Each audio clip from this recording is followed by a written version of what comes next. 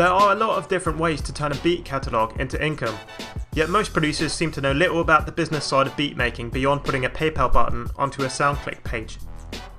After spending countless hours honing your craft, learning production techniques, downloading the best VSTs and making awesome beats, it can be very frustrating if you're not racking up the kind of sales you want. So here are my personal tips, backed up with some image and video proof and compiled after almost a decade of selling beats professionally. Number 1. Sell licenses to your beats. This is the easiest and still the best way to make money with your beats. Once you have a decently sized catalogue of quality beats, you can register and set up your own website for cheap, or sign up to a VIP artist service like Music Central or My Flash Store that will allow you to set up your own beat selling homepage. Some people also hustle their beats on music communities like SoundCloud and include email information for purchases, or more specified beat websites like beatstars.com. Generally, you will need a PayPal account in order to receive payments online, though you can also arrange payments with customers through services such as Google Wallet, bank transactions, or Western Union. Most producers sell licenses according to 3 main categories: lease license, exclusive license, and sync license. Lease licenses are non-exclusive licenses with a limited sales cap.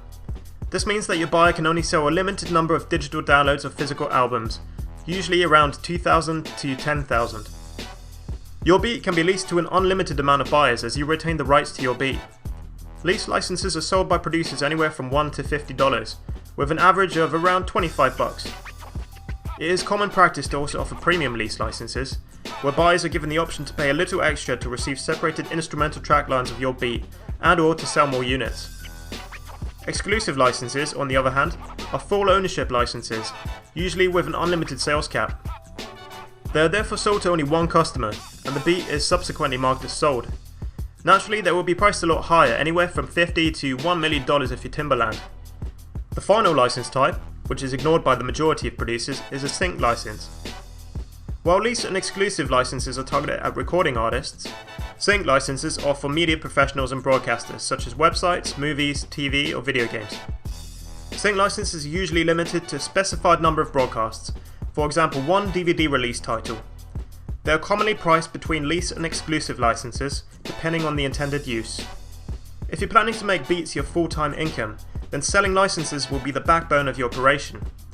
Even if your plan is to go after album placements, your first priority should always be setting up your internet presence. Get yourself a PayPal account, set up a beat selling website, and start promoting. Here on my PayPal account you can see the kind of income our beat page generates in a good month. That's $23,000 in USD only. Though of course bear in mind I've been selling beats for a long time, but the sky really is the limit for you. Number 2. Sell other producers' beats. It might seem counterintuitive to spend your time pushing other producers' beats, but building up a team of beat makers can be beneficial in many ways. Not only can you feed off each other creatively and provide your customers with a constant stream of fresh material, you can also agree to take a set percentage of the sales you make for your fellow producers. If you put together a strong team with a diverse range of beat styles, you can greatly increase your market share and divide marketing duties. Everyone benefits. Number 3. Sell MP3 downloads. A lot of producers neglect selling MP3 downloads to their beats, opting instead to give out free downloads, or not to allow any downloading at all. However, giving out MP3 downloads for 99 cents or $1.99 for example, can actually be a great additional revenue source. Essentially this is free money, as you can make it clear to your customers that the MP3 downloads are intended for non-profit use only. There is a big market of music fans and casual artists who might enjoy just listening to your beats or recording on them for demo or personal use, without wanting to invest the $20 odd for a commercial lease license. If you're worried about the safety of your beats, you can always tag them and tell customers that untagged versions are only sent out with lease or exclusive licenses. This is a fair deal for everyone, as your listeners will still get to enjoy and or trial your beats. MP3s can be sold through a number of online vendors such as iTunes, Amazon, or the SoundClick MP3 store. Number 4. Make beat tapes. Similar to selling MP3s, it is well worth your time releasing beat tapes or compilations of your instrumentals, perhaps even the odd exclusive release with unpublished beats. This can generate a lot of excitement amongst your fans and lead to your music being discovered by whole new fan groups on sites like CD Baby. Over the years I've released a number of compilation albums and published them all via CD Baby. The site is really useful. As well as selling your music through their own website, they will distribute your songs to all their digital partners such as iTunes, Amazon, MySpace Music or Rhapsody. What's more, you have the ability to enter all your songs into sync licensing deals via Rumblefish, which can potentially earn you even more money if your beats are used, for example in YouTube videos. CD Baby have paid out almost $10,000 to me so far, and as they add more and more digital partners, the monthly checks seem to get bigger and bigger. Number 5. Become a YouTube partner. Becoming a YouTube partner, and subsequently having sponsored advertisements displayed in your videos, is more of a long-term strategy, as it will take you a while to get to a point where you're making decent money. Unlike before though, anyone can monetize videos now, which basically means you will have Google Ads displayed before, during, or after your videos. You will need to have signed up to an AdSense account, and will earn a percentage of all ad revenue generated in this way. If you regularly update your YouTube channel with interesting content and get a lot of traffic, this can potentially be a really big earner.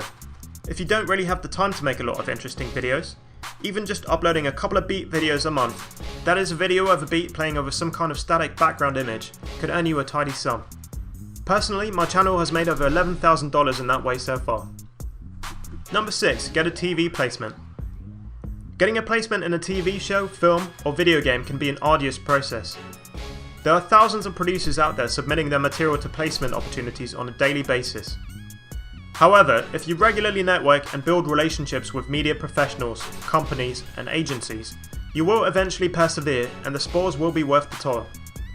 While you won't necessarily be paid a large sum upfront, the royalty payments are where producers really make the big bucks. In order to benefit from this, it is essential that you are registered with a royalty collection association such as BMI, ASCAP, SESAC or PRS.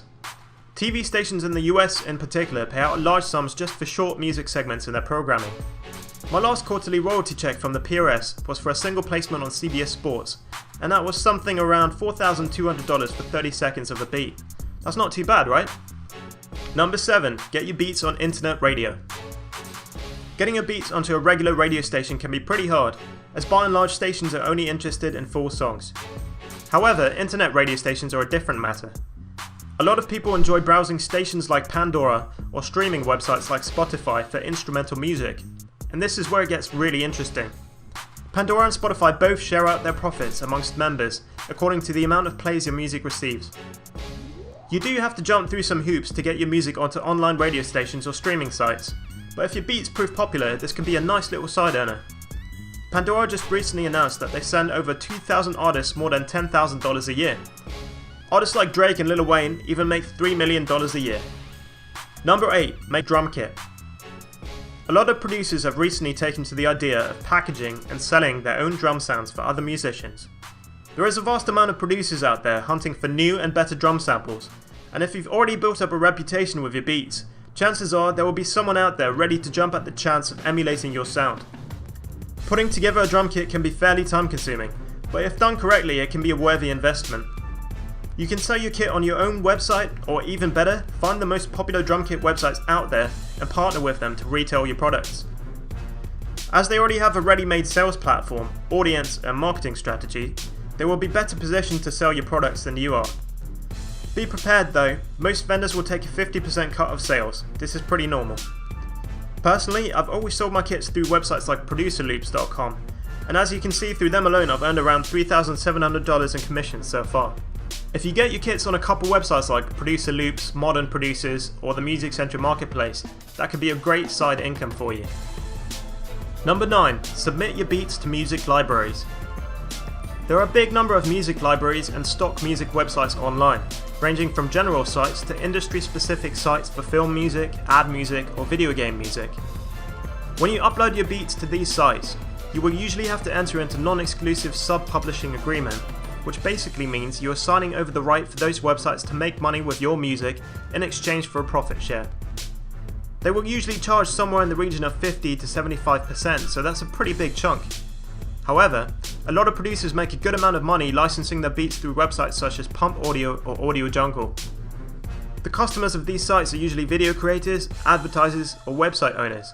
So by uploading your music to these sites, you can reach a new audience outside of the recording artists. Just make sure you read any contract you sign with these websites very carefully, as some of them are known to be fairly cutthroat. Number 10. Be creative. Okay, so this last one is a bit of a cop-out, but what I'm trying to say is that there are an endless number of ways in which you can make money from beats. You're certainly not limited to selling licenses through a website or hustling your beats to artists for placements. There are many other avenues I haven't covered in this list, and probably a whole lot more I've never even thought about. You could run song contests for artists with a paid submission, for example, like we did here earlier in the year. Or you could write an ebook or get paid for product placements on your website. If you come up with any more great ideas or want to collaborate on an innovative project, you're always welcome to hit me up. That's all from me, AD. I'll see you next time.